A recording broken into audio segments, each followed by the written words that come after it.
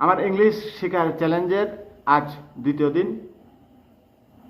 তো এই দ্বিতীয় দিন আমি কি শিখলাম এবং কোন বিষয়টা আপনাদের জন্য অনেক বেশি গুরুত্বপূর্ণ সেটাও আমি আলোচনা করছি।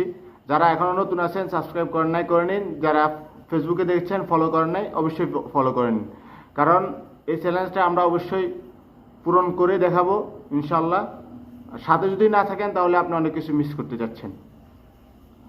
আজকে আমি আপনাদেরকে ইংলিশের কিছু লেস সম্পর্কে বলছি, যেগুলো অনেক গুরুত্বপূর্ণ। এগুলো আপনি কথা বলতে গেলে আপনাকে এগুলো ব্যবহার করতেই হবে। তার মধ্যে থেকে আমি কিছু আপনাদেরকে আজকে বলছি। 1 নাম্বার, আই ওয়ান্ট টু, আমি কিছু করতে চাই। আই উইল, আমি কিছু করব। আই এম, আমি হলাম কিছু একটা। কিছু একটা বলতে আমি আই এম এরপর যেটা লাগাবেন সেটা হবে বিকজ, কারণ। আর আই এম প্লাস ভার্বিং হলে আমি কিছু একটা করছি, সো মানে তাই। আই হ্যাভ, আমার কিছু একটা আছে, আই হ্যাভ। আর আই হ্যাভ নেই, আমার কিছু একটা করতে হবে। আই ডোন্ট হ্যাভ, আমার কিছু নেই।